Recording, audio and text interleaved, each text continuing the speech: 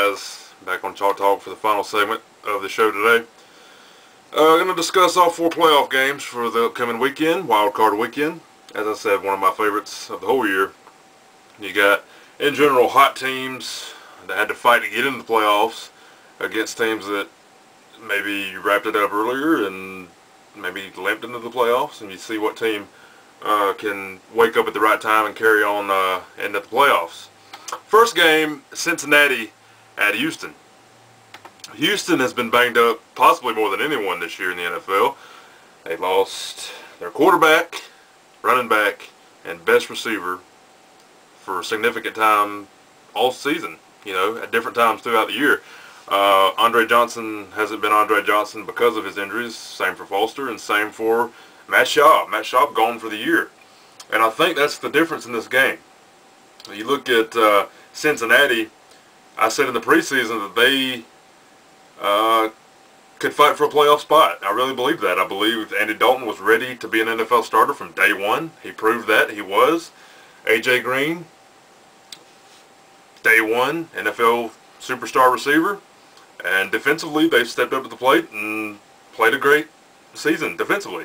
So, again, Cincinnati hasn't beaten a lot of good teams. Let's see, they're kind of like a Bucs team from last year. They beat up all the bad teams and tend to struggle against the good teams, but they've never been blown out by those good teams. The Cincinnati's, the Pittsburghs, the Baltimores. They play close games against pretty much anyone they play, and I think it's going to be a close game this week. I think Andy Dalton, A.J. Green, they will hook up at least once, maybe twice. This is a game with T.J. Yates as the quarterback for the Houston Texans. They can't make mistakes. Houston is in a position where if T.J. Yates comes out and throws interceptions or fumbles the football or doesn't complete passes, they're going to be in trouble, because I don't know about the running game. I just don't know. There's question marks all over the Texans with regard to this game and going forward if they somehow win it. I don't think it happens, though. I think T.J. Yates struggles, and I think at some point we might even see Jake Delhomme in this game, which, if you're having to rely on Jake Delhomme in 2012, it's hard to pick you. So, give me the Bengals. I think whichever team wins, they're a one-game winner in the playoffs. Neither of these teams are quite there yet. I think if Matt Schaub had been there and hadn't got hurt, same for Andre Johnson, Arian Foster, if the core of that trio was healthy and there, this would be a blowout. Cincinnati would stand no chance, and Houston could have the chance to go deep in the playoffs. But not with those guys not there, especially not Schaub. T.J. Yates is your quarterback. Again, we might see Delhomme for some of this game, specifically in the second half, because I think Yates will struggle. And I believe Dalton will not. He will manage this game. He will be efficient enough to make plays, score points. Defensively, Cincinnati will hold T.J. Yates and the running game and everything else for the Houston Texans down. And the Bengals will win this game on the road 27-17. Okay? 27-17 Bengals on Saturday afternoon. Saturday night, the big show, the big offensive fireworks to be expected in the Dome. The Detroit Lions back in the playoffs for the first time in 12 years. And they get to face Drew Brees and the Saints in New Orleans. You know, it's easy to sit here and say the Saints will blow these guys out and it won't be a close game and Drew Brees will have a field day. All that's probably true, except for the blowout. You see, I rewatched the game last night from Week 12 where the Lions made mistake after mistake, stupid penalties, punching guys in the face. I mean, just ridiculous, stupid stuff. This is a team, defensively, up front, they're set for years. They're going to get better and better and better. They're going to improve. But they're immature. We saw the mistakes from Ndamukong Suh. We know he's got his issues he needs to get over and grow up a little bit. But talent far supersedes any other weakness. Fairly, Suh, all these guys up front are going to be the cornerstones for the Lions for years to come. Defense, I spoke on defense. This defense can be great if the secondary improves. The secondary is what scares me in this game. That they Drew Brees should throw at will against these guys. I mean, pass after pass. He's gotten better and better as the years went along. Drew Brees will have 5 touchdowns in this game. He will pass for over 400 yards. And as great as Matt Stafford has played as of late, and he's been better than Brees in the past 4 games. Look it up. It's fact. That's not Georgia homerism either. Matt Stafford has played great. The offense has played great. Defensively, Matt Flynn lit him up. Okay, that secondary is garbage. If you're the Lions and you lose this game, which I think you will, you need to go into the offseason and look at either in the draft, free agents, whatever you got to do to improve that secondary, because it's atrocious. Like I said, up front, you're going to get better and better and better with those guys as long as they mature a little bit. And naturally, they're going to grow as playmakers. They're going to get better and better. But as a team, especially on defense, they need to grow up.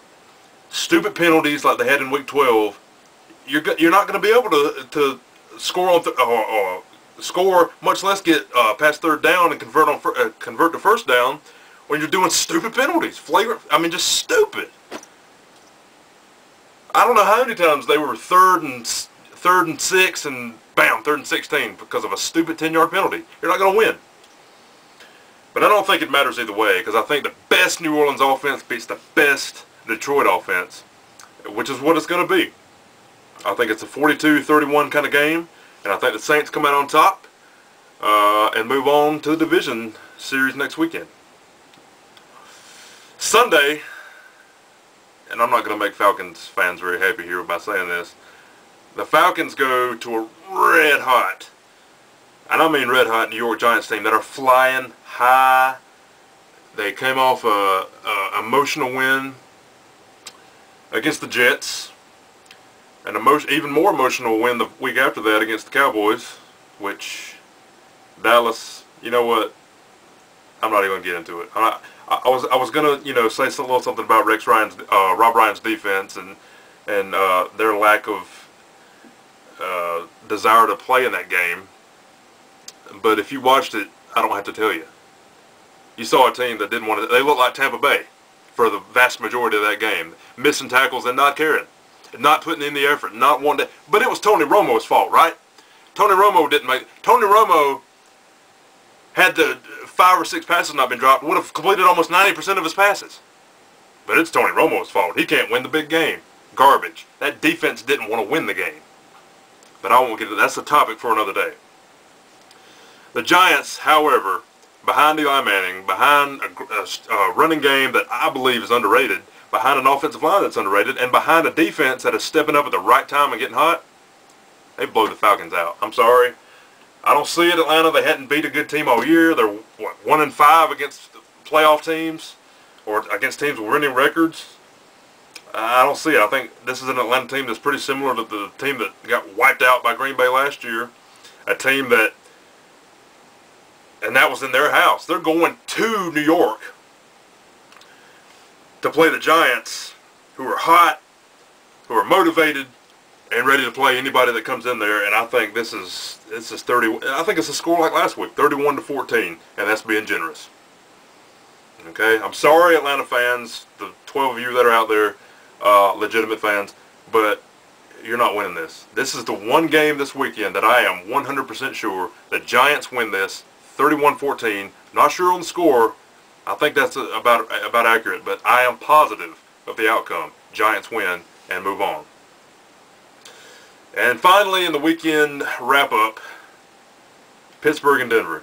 People will probably assume, just for the sake of assumption, that I will pick Steelers big, that Tebow will have a horrible game, yada, yada. This is going to be a close football game. And I am not in the business of making Tim Tebow out to be a horrible athlete and a horrible... This is a game where Ben Roethlisberger has taken a step back with that ankle. He said it himself. I'm not making that up. This could be a game where the San Francisco game, Roethlisberger comes back to haunt the Steelers. You've got a guy who's basically playing on one good leg, who has the weapons, But is he able to get the ball to him because of that leg? Can he plant his leg in the ground and throw the football with any kind of accuracy? Or does he throw it like Tebow? Does he not throw it accurately? That's the question. Because I think if he can't, and with Mendenhall out of the game, they probably won't have a run game. So Big Ben's going to have to be Big Ben to score points. On the other side, Tim Tebow and the guys, I'm sorry, I don't see how they score at all. You've got the #1 defense in the NFL coming into town against a team that offensively has resembled... I played on a team in 4th grade, the Pee Wee leagues, that kind of reminded me of them, to be honest. They're bad. Tebow, I'm sorry. If I'm the coach, I don't let him throw in this game. People, well, why don't you let him throw him first? Have you seen him throw? It's not pretty, folks. And against the best defense in the NFL, if you let him throw, there's going to be trouble. If you let him run, there'll probably be trouble again, but you avoid some of the mistakes. I don't think they can run or throw on Pittsburgh's defense. In fact, I think it's going to take a minor miracle just to get in the red zone against them. And that'll probably be because of a mistake from special teams. We saw in the Chiefs game, a guy dropped a punt return, which led to a field goal. Probably something along those lines, the only way Denver scores. I will say this. The Broncos have some semblance of a chance in this game due to Big Ben's injury, due to the lack of rushing that'll probably be in the game because Mendenhall is out. But Big Ben will step up at some point in this game. I don't know when. It might be early, it might be late. But he will step up and make a big play, a big pass. It won't be a run, it'll be a pass. Kind of like the Ravens game last year in the playoffs. And win the game and put them in position to win. It might be with a field goal, it might be with a touchdown. But at some point, there's going to be a pass to one of those speedy guys outside on the, let's just say, in the 4th quarter, a late touchdown pass gets them in position, or a pass in the red zone to set up a field goal. 13-10. I'll even give the Broncos a touchdown. I'm feeling generous. 13-10. Pittsburgh Steelers come out on top and move on as well. Okay? So I'm not predicting the Broncos to get blown out, but realistically I would say like 17 or 20-3. Because it's hard for me to imagine them scoring a touchdown on that defense, but I'll be generous. It's hard to say to predict 3 points for a team, especially in this day and age. But it will be a tight defensive struggle. It won't be pretty, but it will be a close game won by the Pittsburgh Steelers, again, on a late touchdown pass or a pass to get them in field goal position, one or the other, by Ben Roethlisberger. And Tebow Mania comes to an end for 2011. Going over the 4 games again. Cincinnati goes into Houston and wins 27-17. New Orleans over Detroit Saturday night, 42-31. Atlanta gets drilled, 31-14. And the Steelers over the Bronx, 13-10. Okay? Those are your picks for Wild Card Weekend 2012. I hope you enjoy the games, and I'll be happy to come back next week and discuss them with you and preview next weekend's football action and the division round, okay?